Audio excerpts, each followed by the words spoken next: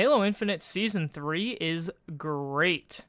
And today I wanted to talk to you guys about some of the things that I really like about this new season and some of the things that I'm kind of questionable on. I don't think there's anything like specific that I don't like in this season. Pretty much everything is good. I think the biggest thing for me personally has been the addition of the bandit rifle. Just for the sole reason that it's so cool. Like, how it sounds when you shoot it, the little bump of recoil that you get every time it, traded, let's go. Every time you shoot it, it's just awesome, man. It is a bit weird seeing the DMR without a scope, but I don't know. I think we'll get used to it. Most importantly, though, it's really started a discussion in the community, which is something that we've been sorely lacking over the last, year and a half. And that is like, should the bandit rifle be the new competitive starts, like the new rank starts, replacing the battle rifle? And I really can't say for sure what, Oh, baby. Also a Boltru with the fucking gravity hammer. Another one? What? But yeah, I'm not much of a competitive guy, so like, I don't know. I don't really know that that's like my place to decide. I have used it pretty extensively, and I like it. I think it's a good gun. It's fun to use, but I think a lot of people like the quick comparison that they want to make to it is that it's like the Halo 5 pistol, and it is in a lot of ways. No scope, 5-shot to kill with a headshot, all that stuff. Very similar looking reticle for it too, which I think is definitely intentional. But I don't know that it could replace the battle rifle, or should. At least right now, I think if it's going to become the new starter competitive weapon, it definitely needs some, just a little bit of tuning to make it, I don't know, a little more balanced. Like I said, I'm not much of a competitive guy, but I think it would be interesting to see, if they were to try it, maybe in a scrimmage or something. I know some pro players have already done that.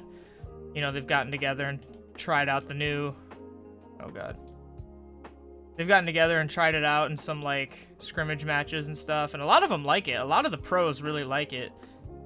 So who knows, maybe in a official capacity 343 will do a trial run or something. I could see that. Yeah, really digging the bandit rifle. I think it's great.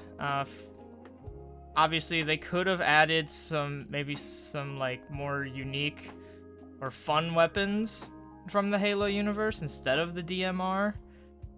But I'm still happy with it. I'm still happy with what we got. It's just nice to have a new gun, at all, Speaking of, it's also nice to have some new maps, one of which you're seeing right now, Chasm. And I gotta say, I do not like this map. Don't get me wrong, it's good for some casual fun, playing Escalation Slayer like this, or I guess even just regular Slayer like Fiesta or something, but I do not like this map. Just in general, how it's laid out, it feels way too open, and I feel like you can get shot from too many angles at too many. You can get shot from too many angles and too many just random locations. If I stand here, I'm relatively safe, but as soon as I jump over to this platform, I'm exposing myself to multiple angles, some of which I could not hope to predict, right? And I think it opens the player up to a lot of team shotting, a lot of 2v1 situations, and that's just, I don't like that. But for a casual map that's just meant to be played for fun, it's aight. It's aight. I think the map is kind of, I guess, if everybody has like weapons like the DMR, or not like the battle rifle, especially, maybe even the DMR, it just seems like too much. Like, it's too open, there's too many angles you can get hit from, all that jazz. I think this game, or this map, with like AR starts would be better, or best, but it's not in competitive anyway, and, you know, it's weird, man, because you got one DMR on each side, and then a sniper rifle as well, so... Oh my god, bro, I'm so trash. I'm so trash. Why did I say it like that? Why did I say it like that? One thing you gotta give the bandit as opposed to the battle rifle is the single shot nature of the weapon does mean that it takes a lot more, I guess, skill to actually aim it, which is not good for me because I cannot aim for shit. But back on topic, Chasm, it's okay. I know there are a lot of people who really like it, and the people who do like it are often like, oh, it's like a Bungie design map, so that's why all these sweaty 343 fans or newer fans don't like it. And it's like, bro, I've been playing Halo since Halo 2, and I played Halo 3 online back in its prime. So, like, I know Bungie era maps. Like, I know how Bungie laid out their maps, I guess. I know what they're supposed to feel like. And yeah, this does feel more Bungie-esque than 343-esque, but that doesn't mean it's a good map or that I should like it, or that not liking it means I'm like a 343 shill. I don't know. I just don't think it's that good. I much prefer the other map that was added, and hopefully we'll get that coming up here. Alright, here we go, finally. So this is the other map that they added in this season, Cliffhanger. And personally, I like this map a lot more. I'm not any better at it than Chasm, but this map is a little more, I don't know, it's a little more like closed off. It's not quite as open as Chasm is. I mean, it's still very open, like you can see it here, but it's not, I don't know, there's more pathways, there's more complexity, more room to like maneuver around, I guess. Versus Chasm, where you basically can get shot from like anywhere at any time. Ooh. I did nail that shot. Thank you, Fret. Holy shit. That was crazy. But yeah, I much prefer this map to Chasm. Not only in terms of layout, but also aesthetics. This like snowy mountaintop like research facility is like my jam. I really like this aesthetic, and like I said, I think it just plays better. It's not as open, and I feel like it just has a little more flow to it. Like Chasm is like just chaos, whereas this map, there's a little bit more I don't know, predictability, control. This map would be fun to see in like maybe not quite ground war, but like a 12v12 or like 10v10 maybe, like a medium sort of like big team battle, because this map is pretty huge. It would certainly be cool to see it with like a bigger player count. Oh my god, that guy got absolutely domed. But overall, I still like it. I smile when it comes up. And all in all, with these new maps, with 343 adding the unlimited playlist, so you can actually like experience the new content, that's dope. I like that. I don't know why they hadn't done it for like the previous 2 seasons, but I'm happy that they're doing it now. And they're also, next week at the time of recording, they are going to be adding the big team battle playlist, because we also got a big team battle map with this season. But yeah, I really dig it. I haven't played too much of the new BTB map, Oasis, but you know, it's still it's good. I've played it a handful of times. I do think it's the best BTB map we've gotten so far. It feels like a much more traditional BTB map as opposed to like what the game launched with. But obviously, I'll have some stronger opinions on that when the actual like 24/7 playlist for it comes out. Not saying I'm gonna make like a separate video talking about that, but it's good. I really like the aesthetic of the you know, like the desert area and like the Forerunner architecture and stuff. It's really cool. It's also like actually big. Like the other BTB maps are big, but like Oasis just feels much larger, and I can't really explain why. Maybe it's just because it's more open and there's not as many like super high walls like blocking your view of things. I don't know. Also got the new equipment, the shroud screen, which is basically just a smoke screen, which you can see right there. It's neat. I think, and I didn't really notice this, I think it was Hidden Xperia in his video, he talked about this. It kind of looks like it's not, but it looks like a bubble shield, and I think that throws a lot of people off, like myself included. Like when you see it come up, you almost like, you can shoot through it, but you almost feel like you can't, because in Halo we're so used to having a bubble shield that you can't shoot through.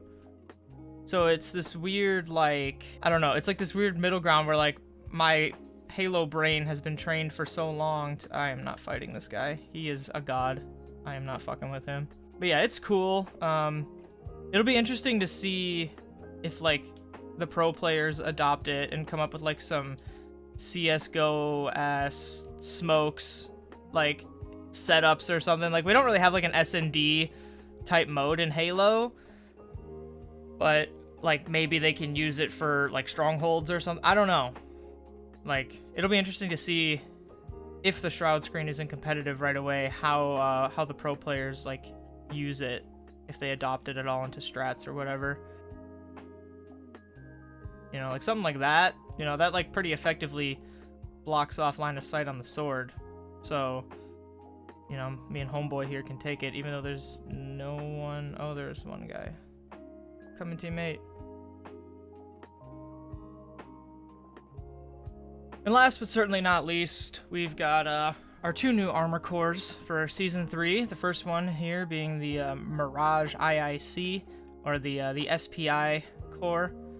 And I gotta say, I really like this one. I've always kind of dug the SPI look, and the way that they did it here in Halo Infinite, very cool. I like it. I like all the attachments that it comes with. It's a very, like, I don't know, blocky, kind of buff-looking armor set.